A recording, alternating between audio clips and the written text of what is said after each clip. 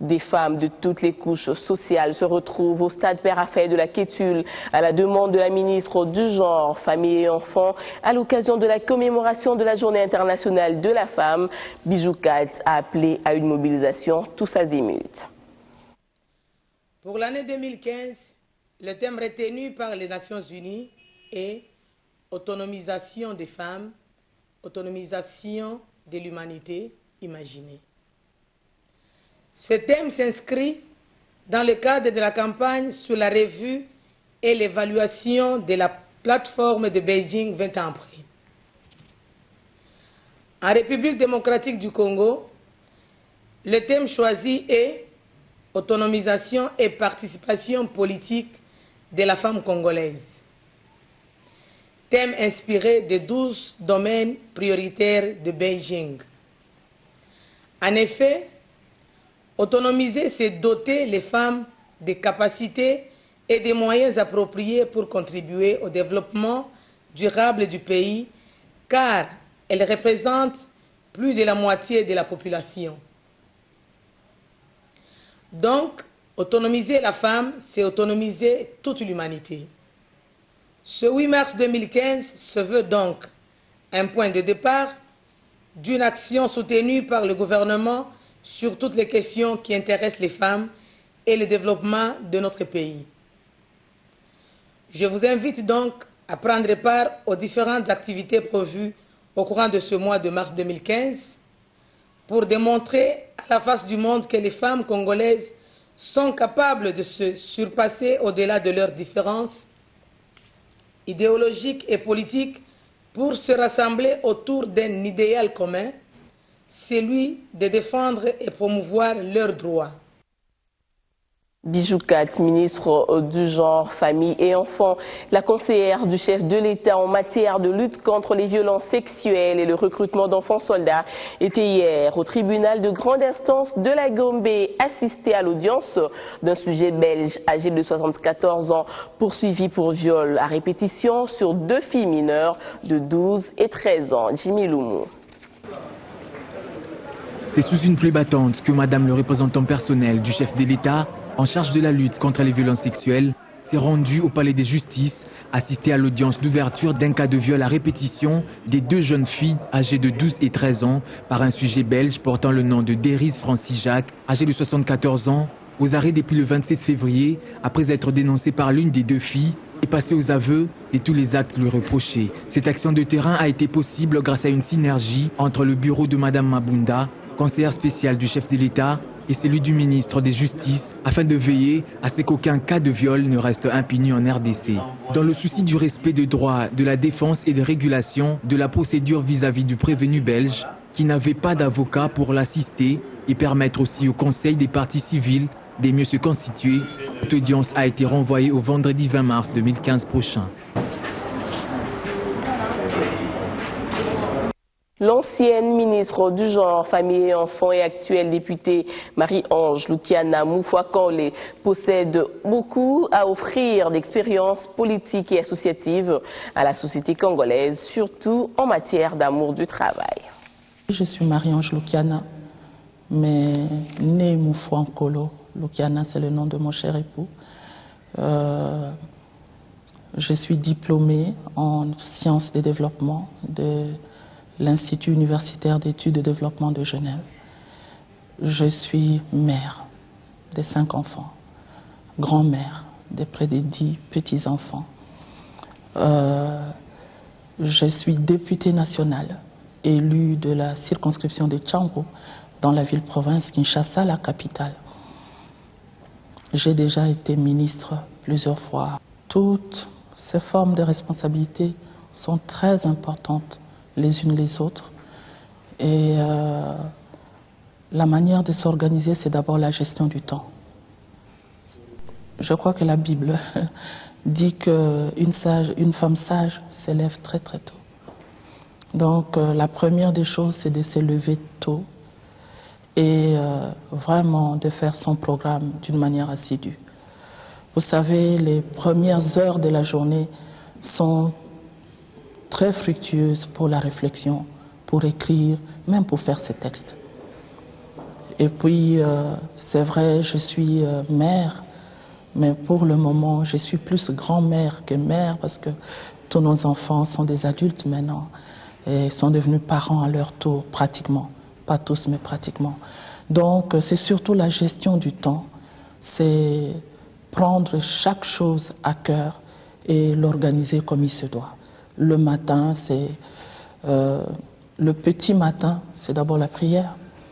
Ensuite, c'est voir le programme de travail qu'on a dans la journée, vérifier sa planification et regarder le programme de la maison et ensuite aller dans les réunions, les rencontres et les responsabilités extérieures. Et quand on rentre à la maison, naturellement, il faut encore vérifier si le programme a été exécuté. Mais il y a aussi le volet social. Donc le tout, c'est une question de programme, de planification et de gestion rigoureuse du temps. Il y a aussi le repos. On ne peut pas oublier le repos et le loisir parce que qui veut aller loin ménage sa monture. C'est plus l'amour de servir. Bolingo pe Moussala, c'est ça ma devise dans mon travail. Donner de l'amour, donner de la joie à mon prochain et travailler pour que cette joie ne soit pas que des discours, mais des résultats concrets.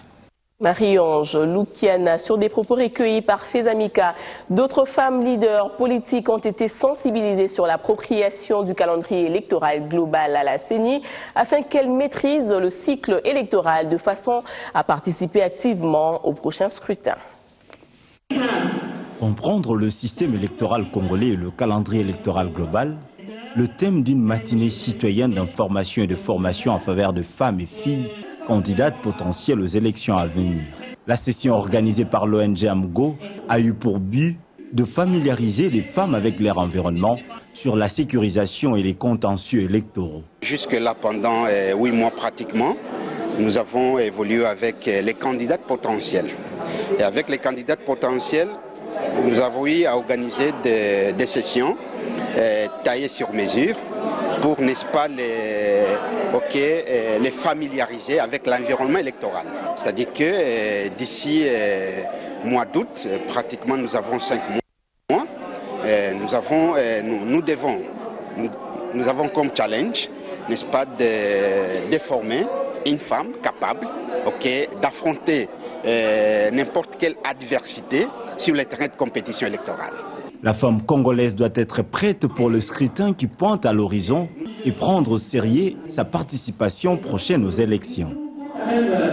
Certaines femmes pourront se retrouver gouverneurs de province ou chefs des exécutifs de nouvelles entités territoriales décentralisées dont la liste a été publiée par le vice-premier ministre en charge de l'Intérieur et Sécurité.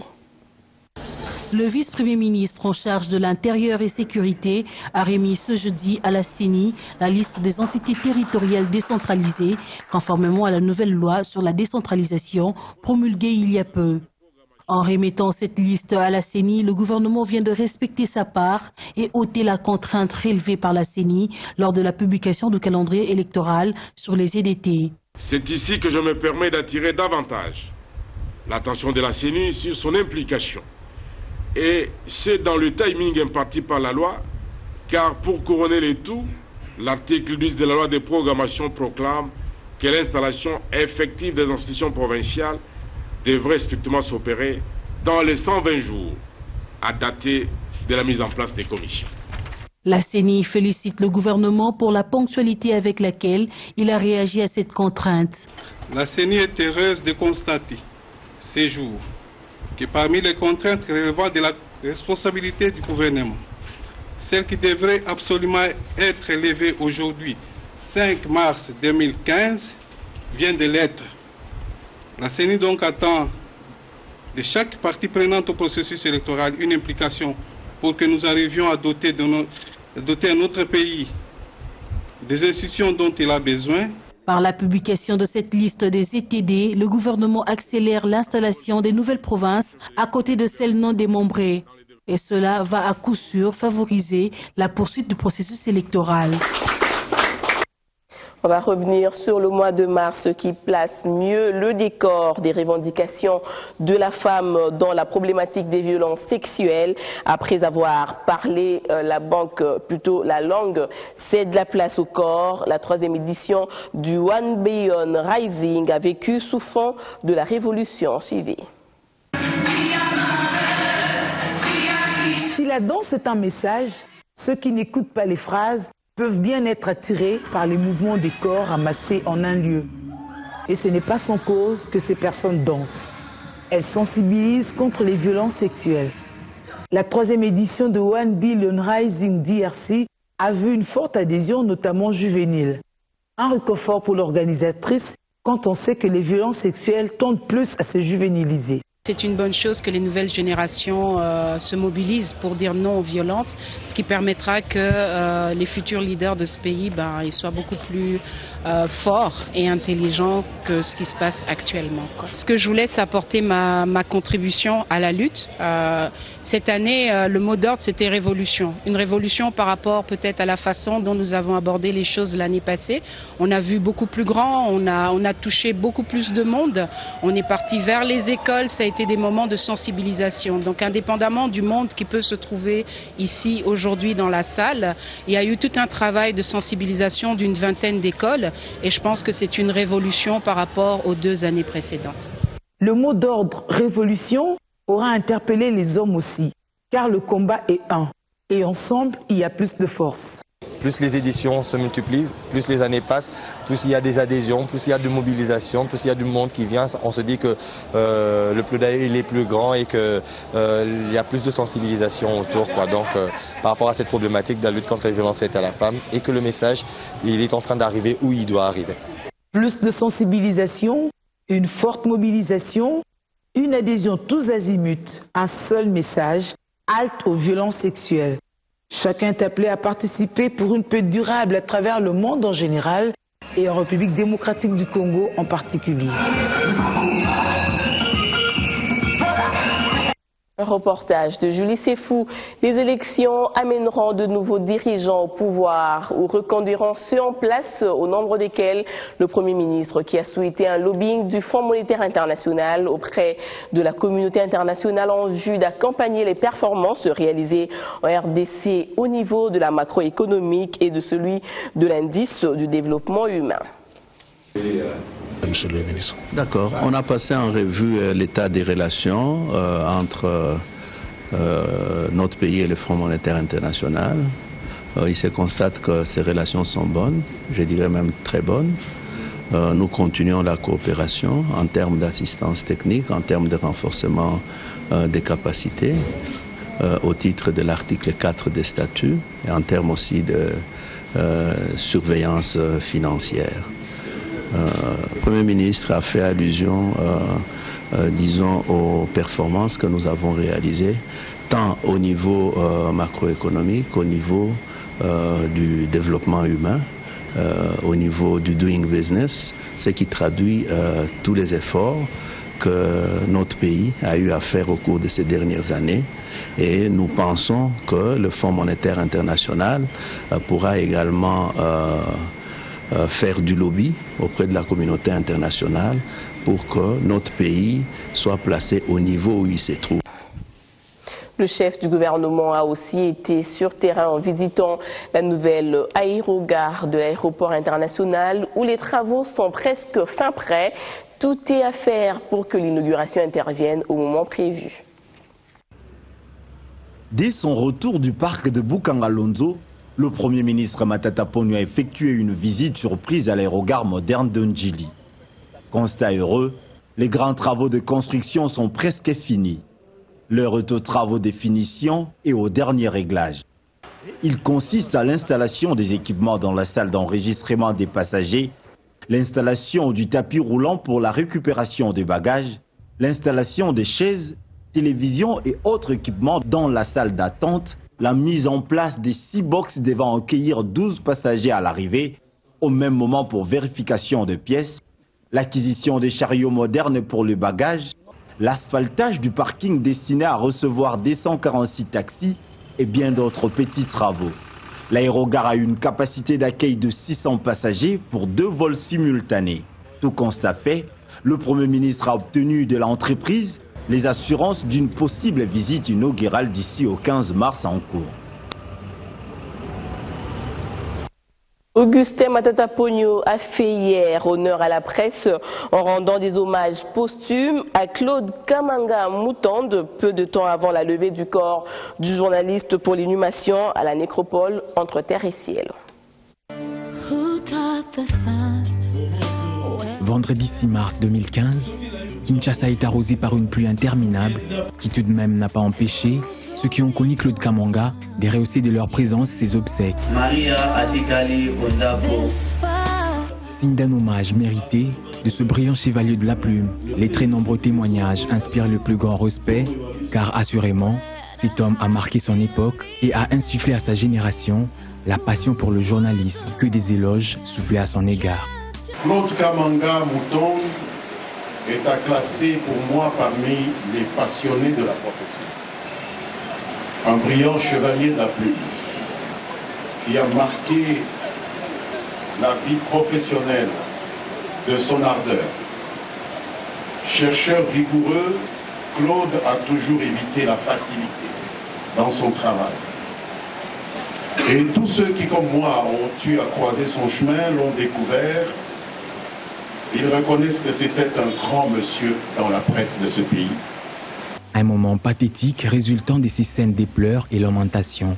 Le corps de ce baobab de la presse congolaise a quitté le lieu funéraire vers les après-midi pour la nécropole entre ciel et terre, où il a été déposé dans sa dernière demeure. Un passionné de l'audiovisuel s'est en allé, mais il a fait sa part. La meilleure manière d'honorer la mémoire de telles personnes est d'être de plus en plus nombreux à devenir amoureux de ce métier. À son sujet, ne dites pas « il est mort », mais dites plutôt « il est parti » car il a fait sa part. Il se repose désormais auprès du Seigneur, ses œuvres le suivent à tout jamais. Reparlons des questions monétaires qui intéressent particulièrement la Banque centrale du Congo en termes de plaidoyer en faveur d'une accélération du processus de recapitalisation, une des réformes initiées dans le cadre du programme avec le FMI. Le processus de recapitalisation de la Banque centrale du Congo, conçu en 2010 entre la Banque centrale et le gouvernement avec l'appui du Fonds monétaire international, bat de l'aile. Pourtant, un des préalables majeurs visant à permettre à l'Institut d'émission de mener à bon port les différentes réformes initiées. Ce déjeuner de travail entre la BCC et le premier directeur général adjoint du Fonds monétaire international, qu'accompagnaient notamment les représentants résidents et régionaux de cette institution de Bretton Woods, a permis aux deux parties de scruter la question. La récapitalisation de la BCC se veut donc un support important pour la conduite efficace de la politique monétaire, a souligné en substance Deogracias Mutombo Mwananyembo. Nous sommes en pleine modernisation de notre système national de paiement. Nous avons bénéficié d'un concours de la Banque mondiale, mais nous devons mettre en place la monétique nous-mêmes. Beaucoup de réformes, fonds de garantie de dépôt qui demandent des moyens.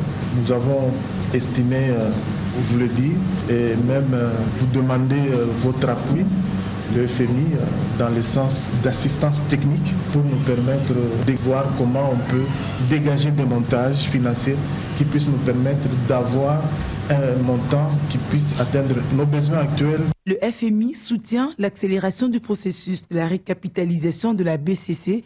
Le premier directeur général adjoint du FMI encourage par ailleurs les réformes entreprises au niveau de la BCC. Autre temps fort, la remise par le gouverneur Deogracias Mutombo Mwananyembo d'un cadeau à son hôte. Il s'agit d'un tableau d'art représentant un marché symbolisant les lieux de rencontre des agents économiques en général. En outre, l'occasion était donnée à la BCC par le biais du directeur général de la politique monétaire et des opérations bancaires, Jean-Luc Kaïmbe, d'exposer sur le développement récent de l'économie congolaise et réformes à la BCC. Cette même délégation de l'institution financière de Bretton Woods a scruté la situation financière et économique en RDC avec le ministre des Finances avant de s'en déclarer satisfaite. Le ministre des Finances, Henri Yves Moulang, a présenté à la délégation du Fonds monétaire international, conduite par son premier directeur général adjoint, David Lipson, la situation économique récente de la RDC. Cet exercice s'inscrit dans le souci des autorités d'informer les partenaires de la marche économique du pays. Une économie qui continue à afficher une solide performance macroéconomique. Les dernières estimations situent les taux de croissance du PIB réel en 9,5% en 2014 contre 8,5% en 2013. Pour 2015, l'économie de la RDC devrait atteindre 10% de taux de croissance. Henri-Yves Moulang a fait savoir à la délégation du FMI que la mise en œuvre des performances courageuses a permis à la RDC de passer d'une période de 13 ans des contractions économiques entre 1989 et 2012 à une période de 13 ans de croissance économique allant de 2002 à 2014. Une croissance qui reste essentiellement tirée du secteur minier. Le gouvernement de la RDC a levé l'option d'accélérer la mise en œuvre de mesures visant la diversification de l'économie et la promotion du secteur agricole et de renforcer le capital humain et l'amélioration des conditions sociales de la population. David Lipson, qui est venu se rendre compte et discuter avec les autorités congolaises sur la situation financière du pays, a salué les avancées réalisées par la RDC dans le domaine économique. Des financements d'autres partenaires extérieurs du gouvernement central et du gouvernement provincial du Nord Kivu ont permis l'asphaltage de plusieurs kilomètres de route à Goma, une réelle transformation infrastructurelle de la ville telle qu'a pu se rendre compte le directeur général ad intérim de l'OVD, Élisée Bilonda. Elles sont plusieurs les avenues de la ville de Goma qui ont fait peau neuve. Et elles sont aussi nombreuses celles qui s'apprêtent à le devenir. Le constat est de Benjamin Wenga, directeur général de l'Office de voirie et drainage, en visite d'inspection du chantier voirie dans cette ville. Les 3 km 600 de l'avenue Kibarabara dans le quartier Madjengo sont aujourd'hui entièrement couvertes d'asphalte. Présentement, la firme Sobetra, sous financement de l'Union européenne, s'occupe à l'installation des bordures fil d'eau et d'autres pisards. L'avenue Katoi, longue de 500 mètres, est aussi dans le même état. Elle connecte Kibarabara à Nyiragongo, qui est en pleine transformation grâce à un financement cette fois du gouvernement de la République à travers la Fédération des entreprises du Congo. Complètement finie sur sa partie qui va du rond-point Signers, elle est en chantier beaucoup plus haut. Des ouvriers de la firme Traminco s'activent sur différentes actions telles que la pose des pavés d'accotement ou la coulée de béton pour des accès aux avenues et parcelles. Sur la chaussée, l'heure est à la construction de la couche de fondation. La RN2 Saké, pour sa part, dans son tronçon confié à la firme Sobetra, voit depuis quelques jours des drains s'installer de part et d'autre. Ici, l'ingénieur Benjamin Wenga donne quelques directives pour que ces caniveaux soient entrecoupés par des colonnes pour plus d'efficacité.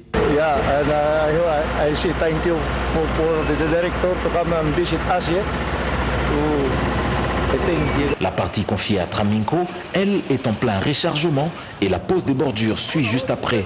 Un rythme particulier a été choisi par le maître d'ouvrage pour cette exécution. Faustin Lungue est directeur provincial de l'OVD Nord Kivu. Alors la méthodologie de travail que nous avons adoptée en ce stade, c'est d'aller par tronçon de 500 mètres.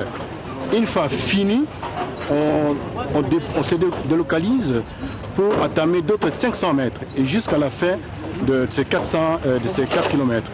L'avenue des grands ronds-points où se font des grands travaux d'assainissement et le boulevard Kanyamouanga sur son tronçon compris entre le rond-point Signers et Chigoudou, récemment asphalté, a constitué le point de chute de cette inspection de la voirie de Goma par Benjamin Wenga. Goma accueille depuis hier des jeunes artistes rwandais, burundais et congolais au salon culturel et artistique pour la paix dans les Grands Lacs à l'initiative de l'Union des jeunes artistes, dessinateurs et peintres congolais. Patrick Sialouha.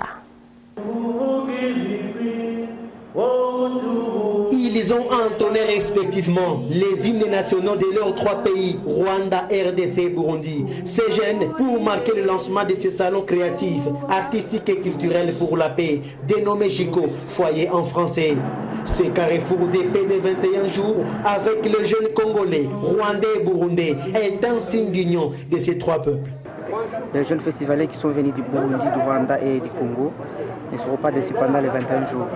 Car JICO, c'est, comme le mot le dit, JICO, c'est vraiment l'espace où les jeunes vont briser des préjugés, où les jeunes seront formés dans les arts, notamment la poterie, la boissellerie, la formation et la décoration et des motifs sur les objets d'art, et même fabrication et décoration des foyers améliorés.